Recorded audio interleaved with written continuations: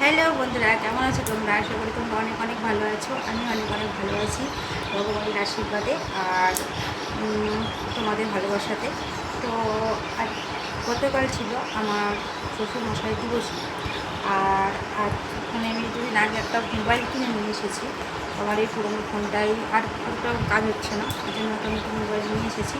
আমি কী কোম্পানির মোবাইল নিলাম। আর কালকে আমার শ্বশুরমশাই দিবসীতে সব কিছু ভিডিও বানাতে পারিনি, যতটুকু বানাতে পেরেছি ততটুকুই তোমাদের সাথে শেয়ার করলাম। এত ব্যস্ততার মধ্যে ভিডিও বানানো সবসময় তো সম্ভব হয় না, তাই না? তো আমি এই ফোনটা বললো 5 দিন আগে লঞ্চ হয়েছে। তো আমি এই ফোনটা নিয়েছি, ঠিক আছে? বললো 5 দিন আগে লঞ্চ হয়েছে, আমি এখনও এর ব্যাক কভারও পাইনি। তো তোমরা এই ফোন কে কে নিয়েছো একটু বলো। আর আমি আর 1 মাস আগে আর একটা ফোন নিয়েছিলাম, সেই ফোনটা ব্যবহার করতে পারিনি, আর অনলাইন থেকে নিয়েছিলাম। ওই জন্য এই ফোনটা আমি আমাদের দোকানে মার্কেটের থেকে নিয়েছি। তো এই ফোনটা আমার খুবই ভালো লাগছে ব্যবহার করে। তো দেখতে থাকো কালকে আমরা শ্বশুরমশাই দিবসেতে কী কী করেছিলাম, আর তারপর সবটা বলছি। সেই দিনটা ছিল 19 বৈশাখ, সরি। তো 19 বৈশাখ আমার শ্বশুরমশাই দিবসী। তো সকাল সকাল এই যে আমাদের সকালবেলায় কোনো রান্না খাওয়া হয়ে গেছে। আর এগুলো হলো আমাদের পুরনো ঘর। তো আমাদের যা কিছু অনুষ্ঠান পুরনো ঘরের দিকেই বেশি হয়। তো এই যে রান্না বান্না তো হয়ে গেছে, আমি ভিডিও বানাতেই পারিনি একটু জোগাড়টা দেখানোর পর থেকেই। তো এই যে একটা 5 মিশালি সবজি হয়েছিল, আলু পনিরের তরকারি হয়েছিল, ভাত, শাক, চাটনি। এই যে আলু পনিরের তরকারি দেখে নাও। একটা এই যে পায়েসটা খেজুরের গুড়ের পায়েস ছিল, অনেক সুন্দর হয়েছিল। এই যে 5 মিশালি একটা সবজির তরকারি। আর এই যে সাদা ভাত, ডাল। তো মেনুতে ছিল পায়েস, চাটনি, আমের। তো যাই হোক, তারপর এখন বাজে ঘড়িতে প্রায়, যখন আমরা লুচি ভাজতে বসলাম তখন বাজে 3:30, পৌনে 4টে বাজে। তো আমাদের এখানে 8 কেজি ময়দা ছিল।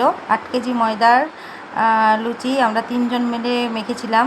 তারপর আর একজন এসে মানে হাতে হাত দিল, আর আমি এখানে ভাজতে বসেছি।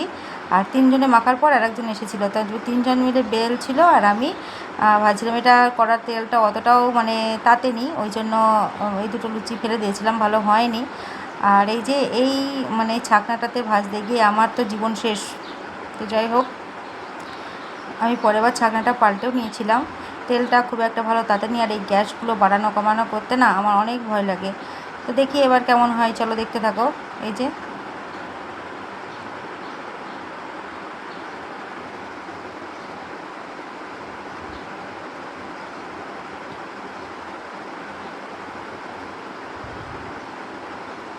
সবাই বেলাবেলি হচ্ছে।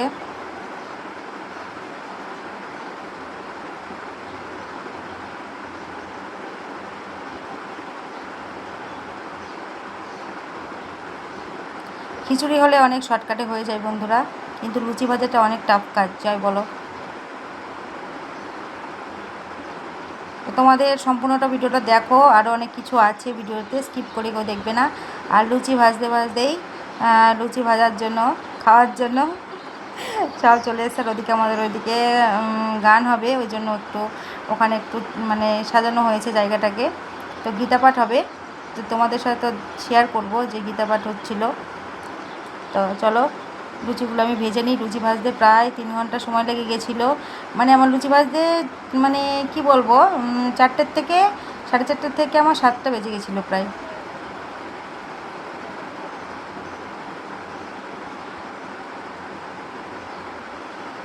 কাজ করতে অনেক আনন্দ লাগে, যদি কাজ করার মানুষগুলোর সাথে হাসি মজা করতে করতে কাজগুলো করানো হয়, অনেকটাই ভালো লাগে। তো আমার এবার লুচি ভাজা শেষ হয়ে গেল। এবার মহর্ষি তো আপেল খাবে বলছে, আমাকে এখন বলছে আপেলটা কেটে দাও।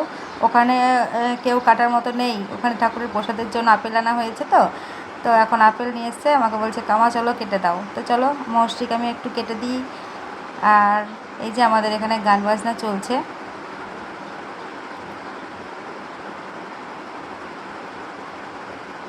এই যে আপেল কেটে দিলাম, এখন আপেল খাওয়া হচ্ছে ওর।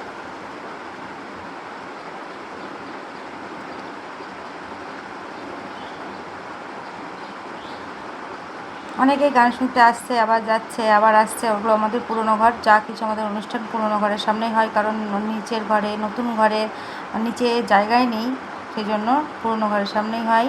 তো ভিডিওটা কেমন লাগলো জানিও। আর খাওয়ার সময় তো মেনুতে ছিল লুচি, পায়েস, পনির আলুর তরকারি ছিল, আর ফলের প্রসাদ ছিল। তো কেমন লাগলো জানিও, ভালো লাগলে একটু আমাকে সাপোর্ট করে সবাই। আবার দেখা হবে কালকে, বাই।